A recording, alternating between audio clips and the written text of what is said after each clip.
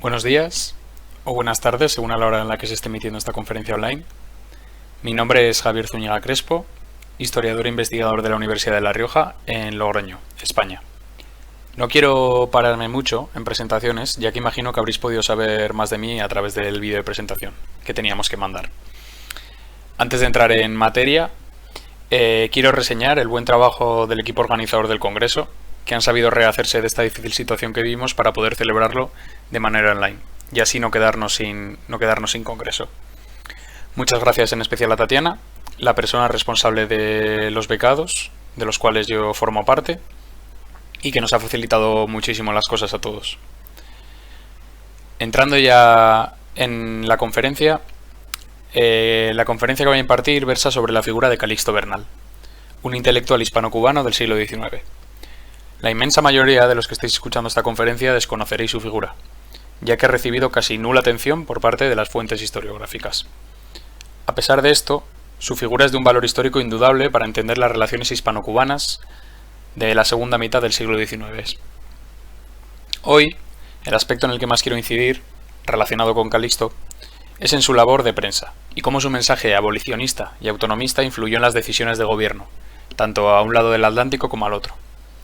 Para ello, trabajaremos a partir de la Revista Hispanoamericana, una publicación periódica durante los años 64 al 67, donde podemos encontrar la mayoría de sus aportaciones.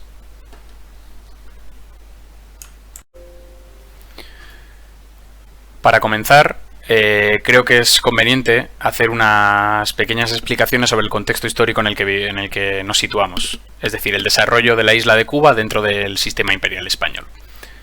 La isla de Cuba, desde su ocupación, en los primeros compases del desarrollo del Imperio Español, será siempre o estará siempre destinada a ser una localización geográfica de importancia, ya que está en un punto estratégico muy bueno, pero que nunca recibirá más desarrollo que el de una plaza militar.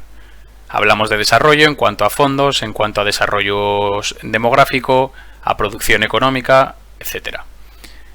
Esta situación dará un giro drástico a partir de la década de los 60 del siglo XVIII.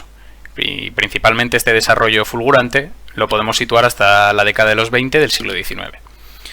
Durante este proceso, Cuba lleva a cabo su proceso de capitalización, es decir, pasa de un espacio demográficamente y económicamente muy pobre, donde solo su mayor valor es su propia situación geográfica y donde su economía se basa en una economía agraria de subsistencia, a ser una de las provincias que más recursos y más ingresos genera el sistema imperial español y que se basa en una producción de excedentes en los cultivos de plantación. Entendemos en los cultivos de plantación el café, el tabaco y principalmente, y el que acabará por dominar al resto y casi convertirse en un cultivo monopolista, el azúcar.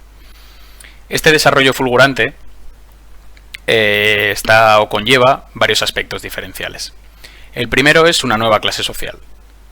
Obviamente, en una isla que se basaba en una plaza militar, no existía una clase burguesa como tal, ya que no existía un aprovechamiento de los recursos de la isla. Esto cambiará con las nuevas economías de plantación, y por tanto veremos nacer una nueva clase social, los hacendados azucareros criollos.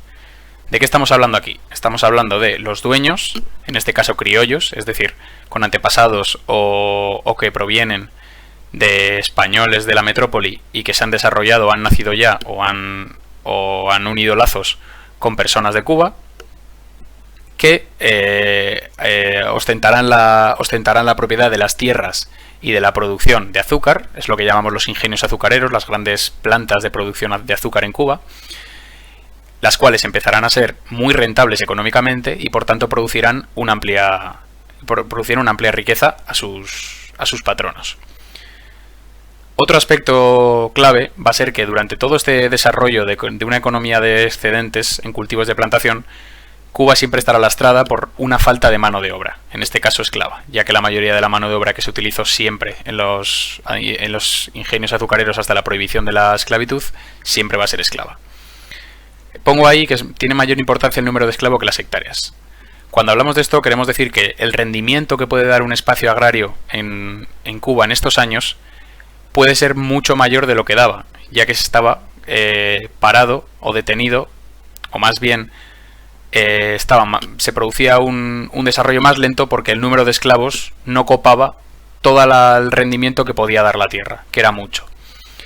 Cuando hablo de diferencias sustanciales con los estados del sur, hablo respecto a la población esclava, y los estados del sur hago referencia a los estados de Estados Unidos, los estados sureños de Estados Unidos. Cuando hablo con diferencias sustanciales y cuando hablemos de estos aspectos hay que tener muy claro que hablamos con cinismo, obviamente, porque estamos hablando de una institución como es la esclavitud. Aún así, siendo esclavo, las condiciones en las que ibas a vivir en Cuba eran eminentemente mejores que las que ibas a vivir en Estados Unidos.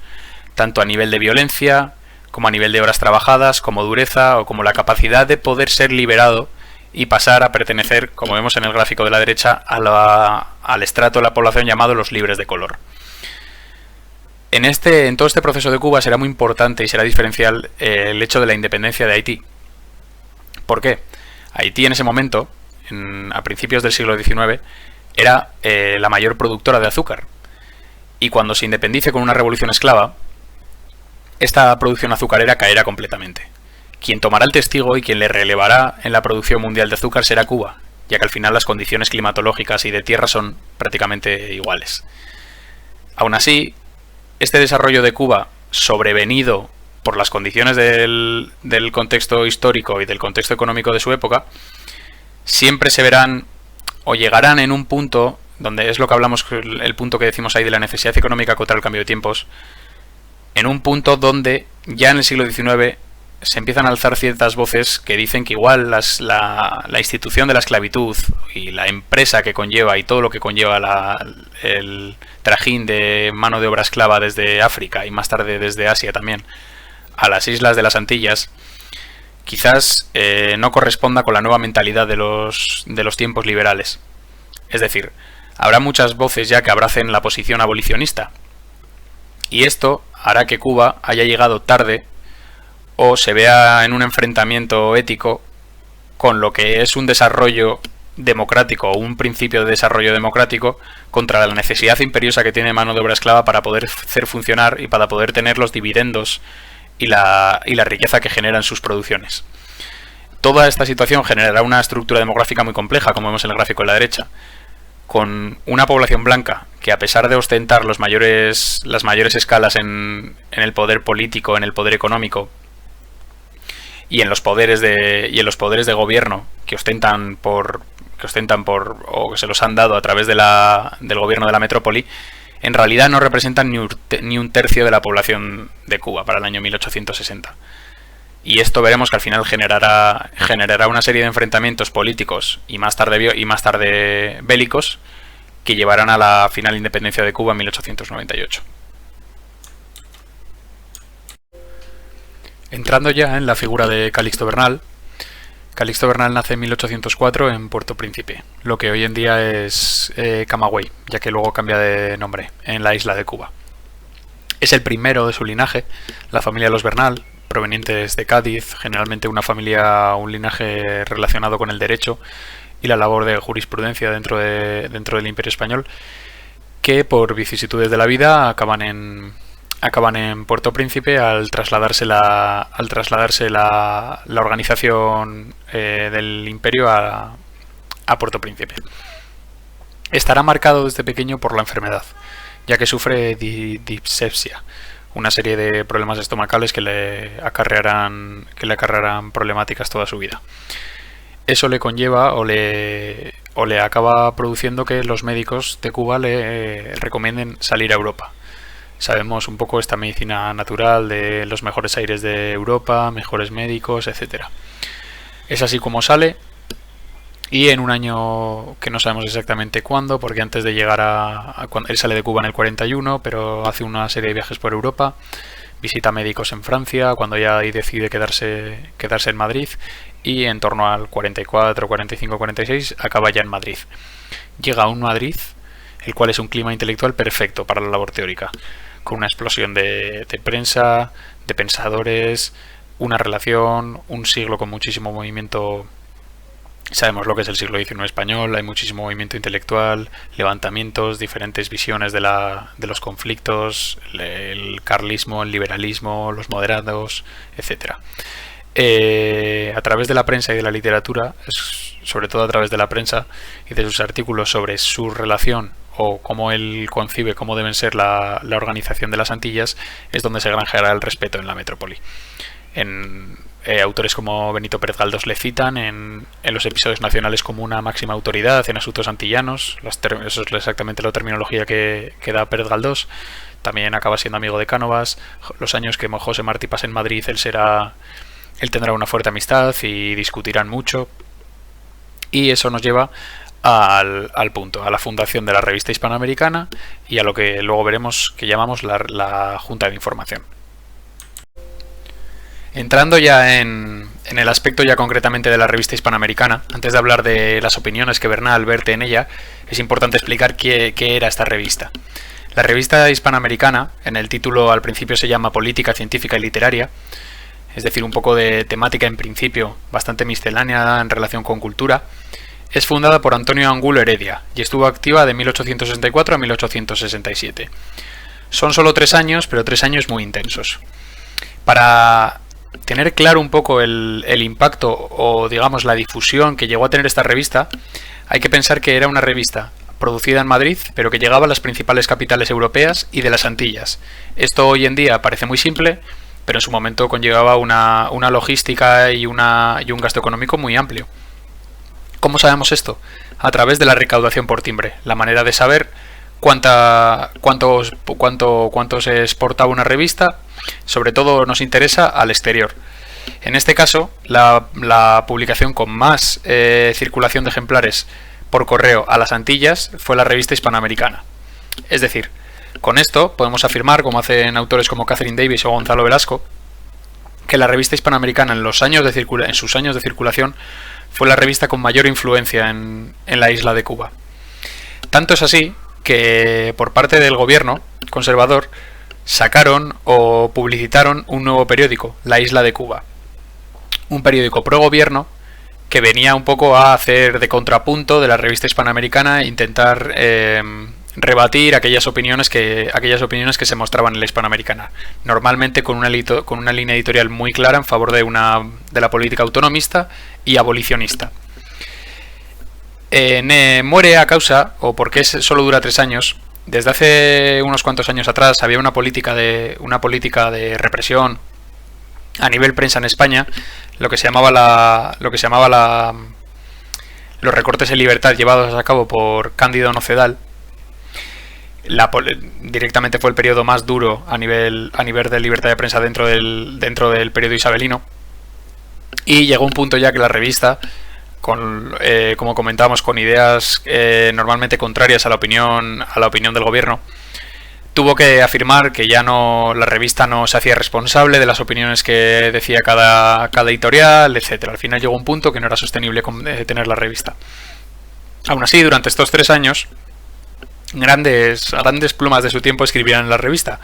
Tenemos colaboradores de la talla de Chegaray, de Castelar, Canalejas, Giner de los Ríos, entre otros muchos como Labra, el propio Bernal o el fundador, Antonio Angulo Heredia.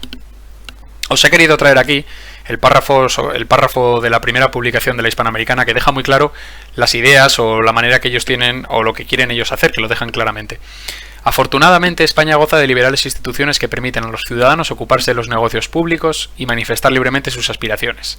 Y nosotros, viendo así franca la única vía que puede conducirnos al objeto apetecido, no hemos vacilado un momento y, arrastrando todas las eventualidades, hemos venido a colocarnos a la sombra de esa ley protectora para, escudados con ella, elevar nuestra voz tan alto como sea posible, hasta que llegue a los oídos de quien corresponda. Es decir, los propios fundadores de la Revista Hispanoamericana van a utilizar la prensa a su favor para poder verter en ella las opiniones antigobierno que quieren, y sobre todo con una línea editorial clarísima y un objetivo clarísimo, que es crear o intentar vender, dicho un poco en unos términos económicos, su idea de una Cuba autonomista y sobre todo su idea antiesclavitud. Habiendo explicado ya un poco acercado la figura de la Revista Hispanoamericana, vamos a ver cuáles son las opiniones a través de los diferentes escritos de Bernal, unos 35 o 36 artículos a lo largo de toda la existencia de la revista, ¿Qué claves podemos sacar en claro del pensamiento Bernal que nos muestra en la hispanoamericana? Aparte del tema de la esclavitud, tenemos que ver un poco más de contexto para entender esas posiciones respecto a la esclavitud. Lo primero, en cuanto al desarrollo de Cuba, entendiendo el desarrollo de Cuba como el fulgurante crecimiento que sufre en el siglo XIX, uno de los puntos que quiere dejar muy claro Bernal es que el desarrollo que se lleva a cabo en Cuba no es gracias a España, sino a pesar de ella. Es decir, todos los clavos que ellos consideran que han puesto en el camino desde la metrópoli para que esto no ocurriera, aún así Cuba lo supera y se desarrolla. También considera que es muy hipócrita hablar desde la metrópoli de unos controles, de una falta de democratización sustentada en una supuesta incultura e ignorancia de la población que daría peores resultados prácticamente de los que quisieran los liberales cubanos, y lo que viene a explicar Bernal es que esto está provocado por la propia metrópoli, por no invertir en educación, por no invertir en cultura, por no dejar fondos para nuevas escuelas, etcétera. Y otro punto en el que no se introduce mucho a nivel técnico, pero que sí lo deja muy claro, es que hace falta una reforma agraria. Hace falta actualizar o renovar el sistema agrario de Cuba a los nuevos tiempos, tanto en pertenencia de la tierra, en maquinaria, en uso de la mano obrera, que aquí es donde entramos con el punto de la esclavitud. Es una persona que se declara abiertamente abolicionista y apoyará todos los movimientos abolicionistas. Incluso él mismo, en uno de sus ingenios que tenían en propiedad de su familia, intentará llevar a cabo un experimento de sacar rendimiento de un ingenio azucarero sin esclavitud. Experimento que finalmente saldrá mal por X cuestiones que no vienen al caso. Hablamos de incoherencias en su pensamiento como hablamos en incoherencias en su pensamiento básicamente casi todo el espectro de abolicionistas de esta época. ¿Por qué hablamos de incoherencias? Porque son claramente abolicionistas, pero no tanto en una vertiente sociojurídica como podríamos ver, no sé, en los movimientos libertarios de Estados Unidos en los años 60, por ejemplo, del siglo XX, sino más bien lo hacen como con un cariz de misericordia, de por favor vamos a parar de tratar a esta gente así porque nadie se merece estos daños físicos prácticamente, ¿no? Es cierto que uno de los aspectos que Bernal también siempre habla es hay un cierto miedo a una revolución. Venimos del caso de Haití, una revolución esclavista, prácticamente la isla tarda muchísimo en recuperarse, pero sí que considera él que el esclavismo es altamente útil para la metrópoli, ya que es una manera de un control social.